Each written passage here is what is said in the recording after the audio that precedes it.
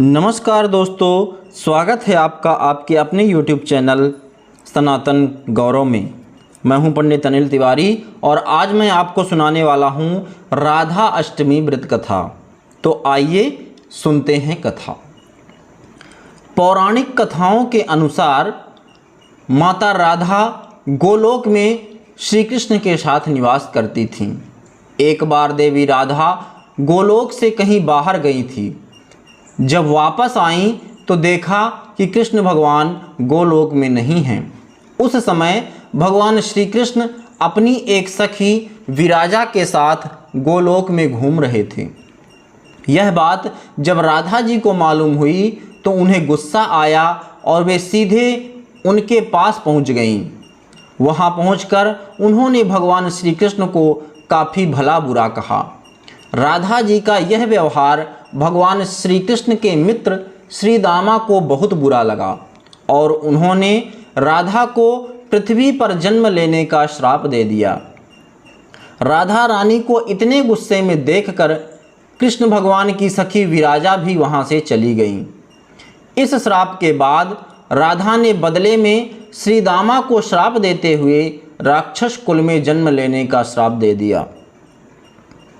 राधा रानी के द्वारा दिए गए श्राप के कारण ही श्री दामा शंखचूर्ण दानव के रूप में उत्पन्न हुआ। दानव कुल में जन्म लेने के बाद भी वह भगवान विष्णु का अनन्य भक्त बना। वहीं दूसरी ओर राधा रानी ने भी पृथ्वी पर वृषभानु के घर पुत्री के रूप में जन्म लिया, लेकिन राधा रानी वृषभानु जी की पत्नी देवी कीर्ति के गर्भ से नहीं जन्मी थी। दरअसल जिस समय श्री दामा और राधा रानी ने एक दूसरे को श्राप दिया था, तब भगवान श्री कृष्ण ने राधा रानी से यह कहा था कि आपको पृथ्वी पर देवी कीर्ति और वृषभानु जी की पुत्री के रूप में रहना है। इसके आगे भगवान श्री कृष्ण ने राधा रानी से कहा कि जब आप विवाह के योग्य हो जाएंगी तो आपका विवाह मनुष्य के अवतार में रायण नामक एक वैश्य से होगा। हालांकि वह भी मेरे अंशावतारों में से एक ही होगा। आप धरती पर मेरी प्रियतमा बनकर ही रहेंगी, परंतु हम दोनों को वहां बिछुड़ने का दुख सहना होगा।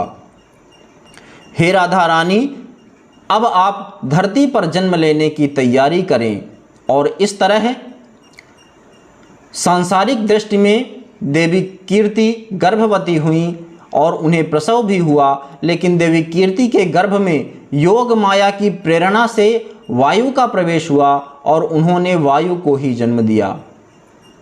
जब वह प्रसव पीड़ा से गुजर रही थीं, उसी समय वहाँ देवी राधा रानी एक प्यारी सी कन्या के रूप में प्रकट हुई।